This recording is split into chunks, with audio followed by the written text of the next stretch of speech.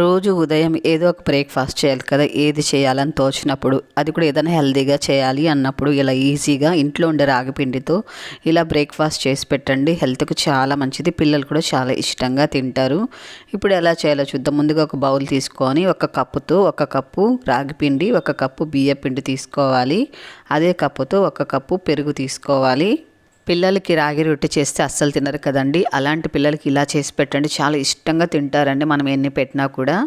ఇప్పుడు అదే కప్పుతో 2 కప్పులు నీళ్ళు పోసుకొని తగినంత సాల్ట్ వేసుకోవాలి. ఇప్పుడు ఇదంతా కూడా మొత్తం కూడా కలుపుకోవాలి. మనం వేసుకున్న పెరుగు అంతా కూడా చక్కగా మిక్స్ అయ్యేలాగా పిండిలో మొత్తం కూడా ఇలా కలుపుకోవాలి. సమ్మర్లో మనకు ఏదైనా టిఫిన్ తింటే ఎక్కువ వేడి చేస్తుంది, అలాగే ఎక్కువ నీళ్ళు దాహం వేస్తుంది కదా, అలాంటప్పుడు ఇలాంటి బ్రేక్ఫాస్ట్ చేసి పెట్టండి పిల్లలకి. హెల్త్కి చాలా మంచిదండి. అలాగే కాల్షియం తక్కువైనా, బ్లడ్ తక్కువైనా కూడా ఇలాంటి టిఫిన్స్ పెట్టండి, పిల్లలకి చాలా హెల్త్కి మంచిది. అలాగే షుగర్ పేషెంట్స్ ఉన్నట్లయితే ఇందులో బియ్య పిండి కాకుండా మీరు గోధుమ పిండి వేసుకుని కూడా చేసుకోవచ్చండి, షుగర్ కూడా కంట్రోల్లో ఉంటుంది. ఇప్పుడు దీనిపైన మూత పెట్టుకొని జస్ట్ ఒక 5-10 నిమిషాల పాటు మీకు టైం ఉంటే నానబెట్టండి, లేకపోతే అప్పటికప్పుడు కూడా చేసుకోవచ్చండి, ఏం ప్రాబ్లం లేదు.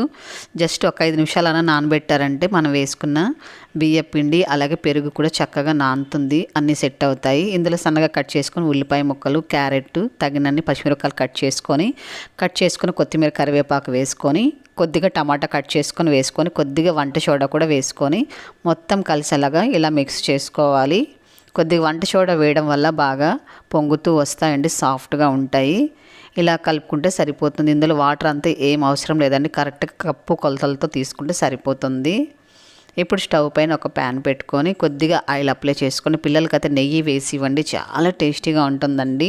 పెద్దవాళ్ళు చాలామంది నెయ్యి తినరు కదా, అలాంటి వాళ్ళు మీరు ఆయిల్తో కూడా వేసుకోవచ్చు. పిల్లలకైతే ఖచ్చితంగా నెయ్యి వేయండి, చాలా టేస్టీగా ఉంటుంది, హెల్త్ కూడా మంచిది. ఇప్పుడు మనము ఇలా దోశలాగా వేసుకోవాలి.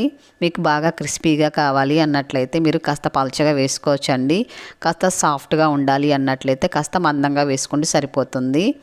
మంటని మీడియం ఫ్లేమ్లో ఉంచుకోవాలి. అలాగే వేయించుకున్న పల్లీలు వేసి ఇచ్చారంటే పిల్లలకి చాలా ఇష్టంగా తింటారండి. మనం ఈ దోశ తినేటప్పుడు ఆ పల్లీలు పంటికి తగులుతూ చాలా టేస్టీగా ఉంటాయి.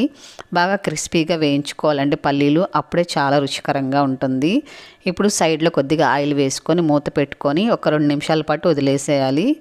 తర్వాత ఇప్పుడు మరొక వైపుకి తిప్పేసుకోవాలి. చాలా సాఫ్ట్గా ఉంటాయండి, నోట్లో వేసుకుంటే వెన్నలా కరిగిపోతాయి. పిల్లలకి ఎన్ని పెట్టినా కూడా అట్లే తినేస్తారండి, అంత బాగుంటాయి. అలాగే పెద్దవాళ్ళు కూడా పళ్ళు లేని వాళ్ళు ఉంటారు కదండి, వాళ్ళు కూడా చాలా ఇష్టంగా తింటారండి ఇలా చేసి పెట్టారంటే. చూడండి, 2 వైపులు కూడా చక్కగా ఇలా ఫ్రై చేసుకొని తీసేసుకోవడమే అండి. దీనికి సైడ్ డిష్ కూడా మీరు పెరుగు కూడా తీసుకోవచ్చండి. సమ్మర్లో అయితే చాలా బాగుంటుంది, పొట్ట చల్లగా ఉంటుందండి పెరుగుతో తీసుకున్నట్లయితే. అలాగే మీకు నచ్చినట్లయితే మీరు పల్లీ చట్నీతో కూడా తీసుకోవచ్చు, చాలా బాగుంటుందండి. ఇంత హెల్దీ రెసిపీని తప్పకుండా ఇంట్లో పిల్లలకి చేసి పెట్టండి. అలాగే చేసిన తర్వాత టేస్ట్ ఎలాగుందో తప్పకుండా కామెంట్ చేయండి. ఇంత హెల్దీ రెసిపీకి ఇప్పుడే లైక్ చేయండి, మీ ఫ్రెండ్స్ అందరికీ కూడా ఈ వీడియోని షేర్ చేయండి.